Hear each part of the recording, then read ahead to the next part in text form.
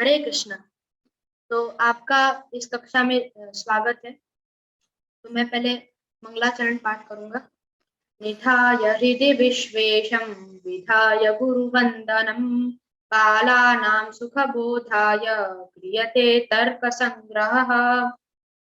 तो अ, उद्देश्य तो आज हम उद्देश्य प्रकरणम पढ़ेंगे। तो मैंने जैसे कि पहले कक्षा में बताया था कि उद्देश्य प्रकरणम में मतलब कि कोई भी चीज को लिस्ट करना, तो उसे उद्देश्य प्रकरणम बोलते हैं। जैसे कि कोई भी बुक होता है तो उसके पहले उसका कंटेंट होता है कि इसमें ये चीज डिस्कस होगी, तो तो अ, उसको उद्देश्य प्रकरणम बोलते हैं। तो आज हम उद्देश्य प्रकरणम का फर्स्ट सूत्र देखेंगे।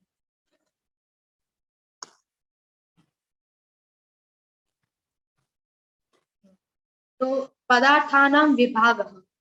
तो फर्स्ट सूत्र है द्रव्य गुण कर्म सामान्य विशेष समवाय अभाव सप्त पदार्थाः। तो इसका अर्थ है द्रव्य गुण कर्म सामान्य विशेष समवाय और अभाव, ये सात ही पदार्थ है।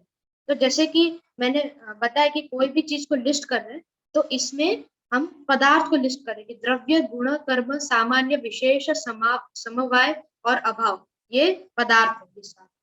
तो ये लिस्ट कर रहे हैं कि ये सब पदार्थ। तो जैसे कि मैंने आपको पहली कक्षा में बताया था कि श्री हम श्रीधर मुखोल्लासिनी टीका से पढ़ेंगे, जो गोविंदाचार्य के द्वारा लिखी गई थी। तो हम पदार्थ के बारे में अभी थोड़ा पढ़ेंगे। तो पद प्लस अर्थ इज इक्वल टू पदार्थ। अभी हम नेक्स्ट स्लाइड पे जाते हैं। तो पदार्थ का अर्थ। तो पद का अर्थ है नाम, और अर्थ का मीनिंग है नाम का वाच्य। तो जैसे कि मैं अपना एग्जांपल लेना चाहूंगा कि मेघवर्ण। तो ये जो मेघवर्ण है नाम है, वो पद हुआ। और अर्थ मतलब कि मेघवर्ण है वो कौन है, मैं हूँ। तो ये जो आकार है वो मेघवर्ण है। जैसे कि कोई मुझे बोलेगा मेघवर्ण, तो ये जो आकार है उसका नाम मेघवर्ण है। तो वो बोलेगा हाँ क्या क्या हुआ।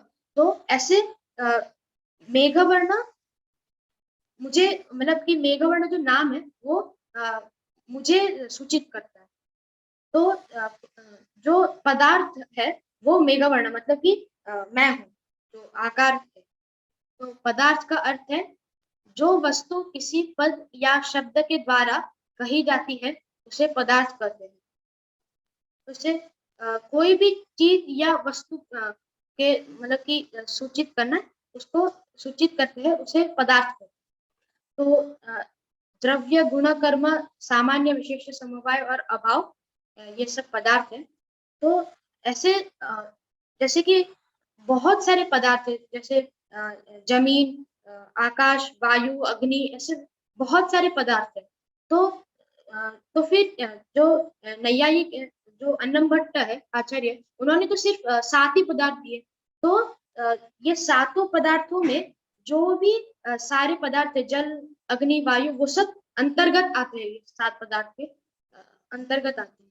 तो मैं उदाहरण देना चाहूंगा इसका कि जैसे कि बहुत सारे लोग हैं, तो उनको अ, एक ही जाति दी जाती है, मनुष्य। तो जो इतने सारे लोग हैं वो एक मनुष्य जाति के अंतर्गत आते हैं। तो ऐसे ये इसका उदाहरण है। तो अभी हम देखेंगे चार प्रकार के पद। तो पद जो हम जनरली देखते हैं, वो चार प्रकार के पद है।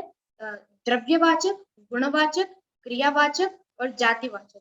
और जो न्याय के हिसाब से जो है वो है पदार्थ के द्रव्यवाचक का द्रव्य, गुणवाचक का गुण, और क्रियावाचक का कर्म, और जातिवाचक का सामान्य। तो ये चार प्रकार के पद हुए। तो अभी हम नेक्स्ट स्लाइड पे जाएंगे। तो जैसे कि अभी हमने चार प्रकार के पद बताए पहले स्लाइड में। तो अभी चार प्रकार के पदार्थ बताए। तो अभी हम जो बाकी के बचे हुए पांचवा, छठा, सातवां, तो इनका हम अभी अर्थ देखेंगे। तो मतलब कि इनका कैसे हम यूज है और इसका क्या अर्थ है। तो नित्य द्रव्यों में भेद बताने के लिए विशेष पदार्थ की आवश्यकता हुई। तो नित्य द्रव्य मतलब कि कोई भी जमीन और अग्नि, ये सब जो भी नित्य द्रव्य है, और उनका भेद बताने के लिए विशेष पदार्थ की आवश्यकता पड़ती है। तो मैं इसका उदाहरण देना चाहूंगा।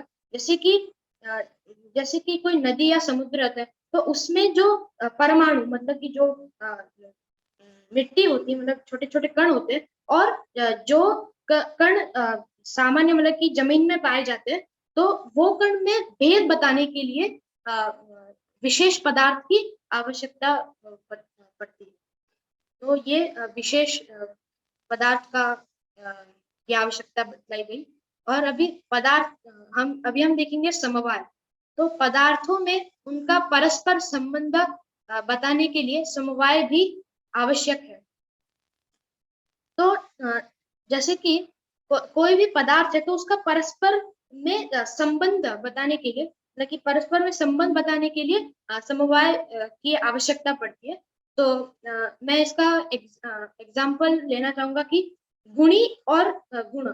तो जो गुणी है और गुण, इनके परस्पर में क्या संबंध है, तो इसलिए समवाय की आवश्यकता पड़ती है। तो और एक एग्जांपल भी ले सकते हैं, जैसे कि क्रियावान और क्रिया। तो इनके परस्पर में कौन मतलब क्या संबंध है, तो इसलिए समवाय पदार्थ की आवश्यकता पड़ती है। और अभी हम देखेंगे अभाव पदार्थ। तो पदार्थों के निषेध बताने के लिए अभाव भी आवश्यक है। तो इसका अर्थ ये हुआ कि जो पदार्थ इधर नहीं है, उसको सूचित करना। मतलब कि अत्र घटः अस्ति, तो पर घट वहां पर है ही नहीं, तो उसको बताने के लिए अभाव पदार्थ की आवश्यकता पड़ती है। तब फिर कुछ लोग बोलते हैं कि शक्ति और सादृश्य भी पदार्थ मानते हैं। मतलब कि जो मीमांसक होते हैं, मतलब कुछ लोग यहाँ पर उसका अर्थ है मीमांसक। तो कुछ लोग बोलते हैं कि शक्ति और सादृश्य भी पदार्थ है। तो नैयायिकों 7 पदार्थ ही संख्या सुस्थिर रखते हैं। तो मतलब कि जो मीमांसक है, वो 7 पदार्थ नहीं 9 पदार्थ मानते हैं। पर नैयायिक किसी युक्ति से उनको बोलते हैं नहीं, 9 पदार्थ नहीं है, 7 पदार्थ है। तो अभी हम नेक्स्ट स्लाइड पे जाएंगे। तो कुछ लोग बताते हैं कि पदार्थ के 2 भाग है। कौन कौन से? भाव और अभाव।